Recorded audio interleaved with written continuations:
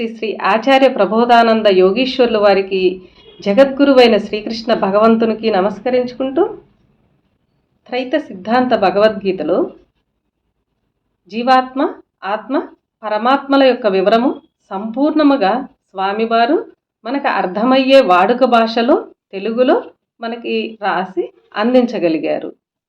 ఈరోజు విజ్ఞాన యోగము అనే అధ్యాయంలో 10వ శ్లోకం గురించి తెలుసుకుందాం. బీజం మాం సర్వభూతానాం విద్ధి పార్థ సనాతనం బుద్ధిర్బుద్ధిమతామస్మి తేజస్తేజస్వినామహం. ఈ శ్లోకము కూడా పరమాత్మ గురించి తెలియచేశారు. భావము: సర్వజీవరాశులకు శాశ్వతముగా బీజము నేనే అని తెలియము. బుద్ధిమంతులలోని బుద్ధిని మరియు తేజస్సులందు తేజంబు నేనే అయి ఉన్నాను. వివరము: తేజస్సు అనగా బీజం అనగా పుట్టుటకు కారణమైనది అని అర్థము. బీజం అనగా పుట్టుటకు కారణమైనది అనే అర్థము. జం అనగా పుట్టుట అనియు, బి అనగా కారణమైనదనియు చెప్పుకోవచ్చును. బీజం అనగా చెట్టు యొక్క విత్తనమేనని అనుకోక జీవరాశి యొక్క పుట్టుకు కారణమైనదని తెలియవలెను. చెట్టు బీజముకు విత్తనము కాగా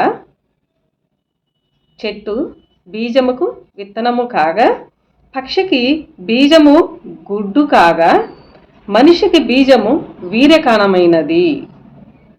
విత్తనమును గాని గుడ్డు గాని వీర్యకణమును కాని ఈ మూడింటిని బీజము అని అంటాము.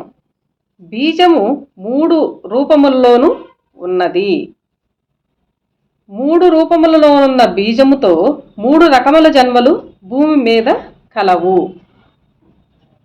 గుడ్డు నుంచి పుట్టుదానిని అండజము అనియు, వీర్యము నుండి పుట్టుదానిని పిండజము అనియు, విత్తనము నుండి పుట్టుదానిని ఉద్విజము అనియు అనుచున్నాము.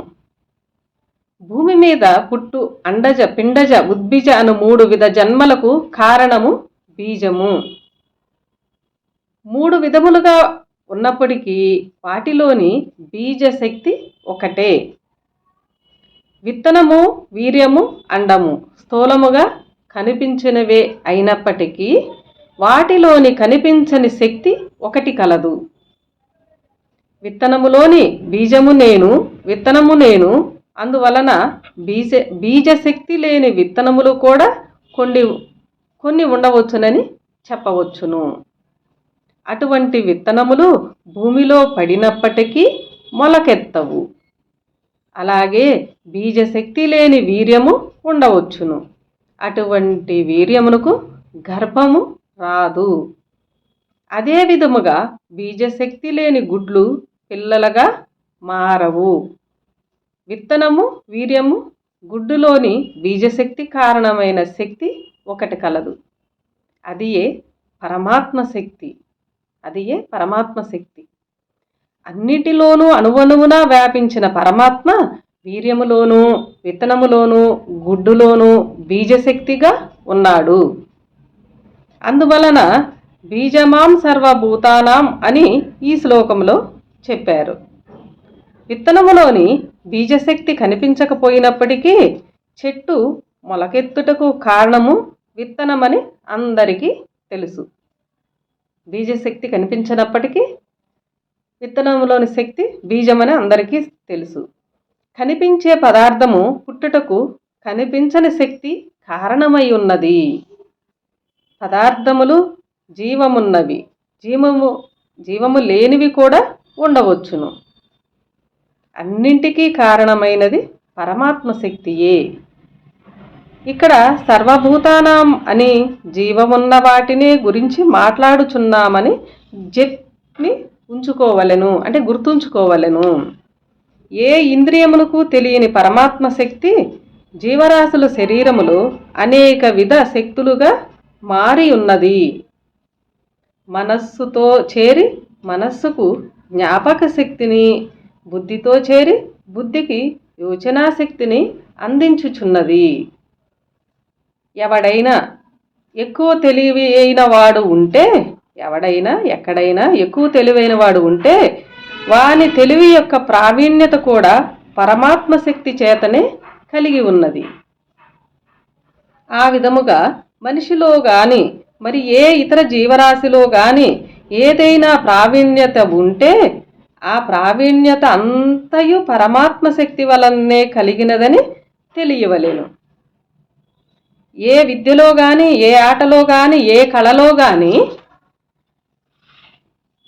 ఎవని మాటలో గాని ఎవని పనిలో గాని గొప్ప ప్రావీణ్యత ఉంటే అది అంతా దైవశక్తి వలన ఏర్పడినదేనని తెలియవలెను.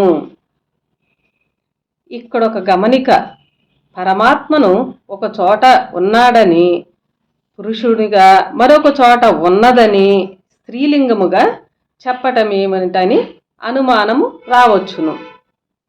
పరమాత్మ అనున్నది స్త్రీను కాదు పురుషుడు కాదు, అది ఏదీ కానిది, దానికి రూపు లేదు పేరు లేదు. పరమాత్మనున్నది పేరు కూడా కాదు. ఆత్మకు వేరైనదని తెలుపు అర్థము పరమాత్మ. పరమాత్మ ఏదీ కాని దానిని ఏ దానిదైనా చెప్పవచ్చును. ఒకప్పుడు స్త్రీతత్వముగా ఒకప్పుడు పురుషతత్వముగా చెప్పటములో రెండింటి అందు ఇమిడి రెండింటికి అతీతునిగాను ఉన్నాడని అర్థము చేసుకోవలేను. పరమాత్మను సందర్భానుసారముగా అది అనియు అతడు అనియు చెప్పుచుందుము.